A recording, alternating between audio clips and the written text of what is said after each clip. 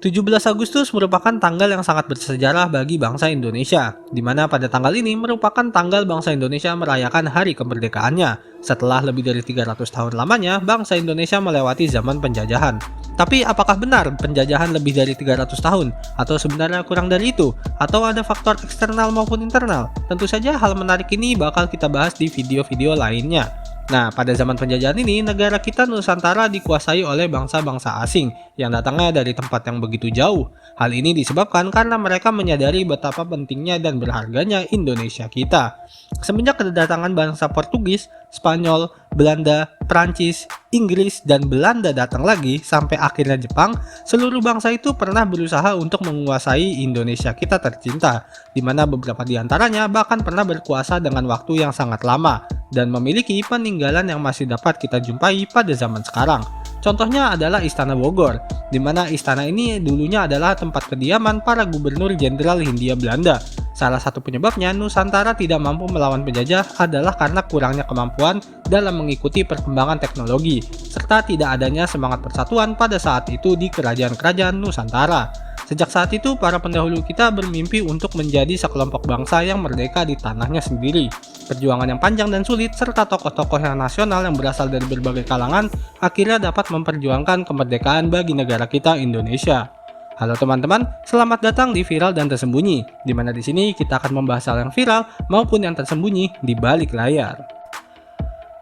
Tidak sedikit di antara kita pada tanggal 17 Agustus pernah merayakan Hari Kemerdekaan Indonesia dengan mengikuti upacara bendera, di mana saat sangsaka merah putih sedang dikibarkan, kita semua mengiringinya dengan menyanyikan lagu kebangsaan Indonesia Raya. Sayangnya saudara-saudara, rakyat Indonesia banyak yang nggak menyadari nih, bahwa selain merayakan Hari Kemerdekaan Indonesia pada tanggal 17 Agustus, sebenarnya kita juga mengenang hari kematian pahlawan nasional yang bernama W.R. Supratman. Benar sekali saudara-saudara, sosok di belakang lagu kebangsaan Indonesia Raya inilah menghembuskan nafas terakhirnya di Surabaya pada tanggal 17 Agustus 1938. Dan tentu saja saudara-saudara, saat itu kemerdekaan masih sangat jauh dari bangsa Indonesia. W.R. Supratman memiliki salah satu perjuangan yang sangat unik, dan tentu saja dengan mempelajari latar belakang dari keluarganya, kita dapat melihat kehebatannya dalam perjuangan beliau. W.R. Supratman lahir di keluarga pasukan Kenil atau KNIL atau kepanjangannya Koninklijk Nederland Indische Leger yang dibentuk pada tahun 1814. Ayah beliau berperan sebagai sersan dalam kesatuan tentara kerajaan Hindia Belanda ini. Pasukan Kenil ini merupakan pasukan yang ditugaskan untuk menjaga keamanan wilayah dari jajahan Belanda di Hindia Timur, di mana wilayah ini dikenal sebagai salah satu wilayah jajahan yang sangat-sangat bernilai, sampai-sampai wilayah ini memperoleh julukan Zamrud Khatulistiwa. Awalnya pasukan Kenil banyak didominasi oleh tentara-tentara yang berasal dari Eropa, namun karena jumlah anggotanya kian menipis, serta banyaknya penyakit tropis yang terus-menerus menelan korban, akhirnya Belanda terpaksa mencari solusinya, di mana pada akhirnya untuk menutup kekurangan anggota, Belanda akhirnya merekrut anggota dari pribumi di wilayah jajahan Belanda nih. Pada akhirnya lembaran baru pun ditulis dan terbentuklah Kenil ini, di mana pada saat itu perwiranya adalah yang terpilih dari orang-orang Eropa, serta masyarakat pribumi ditugaskan sebagai serdadu mereka. Tercatat dalam buku-buku sejarah, pasukan Kenil ini sering ditugaskan untuk memadamkan pemberontakan di Nusantara. Hal ini termasuk perang Diponegoro di Jawa, perang Padri di Sumatera, serta perang-perang lainnya yang menarik untuk kita bahas di video-video selanjutnya.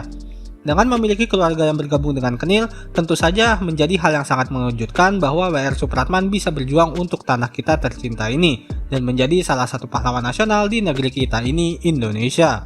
Menariknya lagi saudara-saudara, di mana W.R. Supratman berjuang untuk kemerdekaan Indonesia dengan menggunakan sebuah biola, sebuah instrumen musik yang bukan sama sekali dari Indonesia, melainkan dari negara barat. Perjuangan W.R. Supratman memiliki keunikan yang mirip seperti Raden Saleh, di mana Raden Saleh yang merupakan seniman berjuang untuk Indonesia dengan menggambarkan perlawanan dari Pangeran Diponegoro untuk melawan Belanda. Kecerdasan mereka dalam seni membuat mereka dapat memperjuangkan kemerdekaan Indonesia. Dengan W.R. Supratman yang memanfaatkan kemajuan teknologi di bidang kesenian, di mana dengan ini Supratman dapat menyuarakan suara rakyat dan juga mengerti peran penting dari kesenian yang dapat menggabungkan berbagai perbedaan di tanah air ini, sehingga dapat menciptakan kesatuan dan keharmonisan untuk melawan penjajah. Sementara Raden Saleh dapat mengekspresikan imajinasinya dengan menyatukan berbagai macam perpaduan warna, yang kemudian akhirnya Raden Saleh menuangkan ide-idenya dalam bentuk lukisan. Kecerdasan mereka inilah yang dapat kita akui sebagai kreativitas yang sangat inovatif. Pada saat W.R. Supratman masih hidup, pemerintah kolonial memerintahkan masyarakat menyanyikan lagu kebangsaan Wilhelmus, di mana lagu ini menceritakan perjuangan Belanda untuk kemerdekaannya dengan melawan penjajahan Spanyol. Lagu Indonesia Raya yang diciptakan W.R. Supratman pada saat itu dianggap sebagai bentuk ketidaksetiaan dan perlawanan terhadap kolonial yang masih berkuasa di atas negeri ini. Melalui perjuangan yang hebat ini, W.R. Supratman seakan-akan menyerukan bahwa dia akan terus berjuang untuk bangsa Indonesia dengan biolanya. W.R. Supratman memang sudah tiada, akan tetapi saudara-saudara, beliau telah mewariskan harta yang begitu berharganya, di mana sampai hari ini kita masih bisa menikmati bersama-sama. Harta yang berupa lagu yang sangat indah, lagu kita, lagu kebangsaan Indonesia Raya. Lagu yang memberikan pesan kepada bangsa Indonesia tentang betapa indahnya kesetiaan, harapan, serta cita-cita dan doa dan cintanya W.R. Supratman untuk negara kita, negara Republik Indonesia. Halo, saya Rio, terima kasih banyak telah mendengarkan hingga saat ini. Terima kasih kami kepada para pejuang kemerdekaan Indonesia, semoga mereka diberikan jalan kemenangan, dan semoga rakyat Indonesia bisa merdeka seutuhnya. 17 Agustus 1945, itulah Hari Kemerdekaan Indonesia.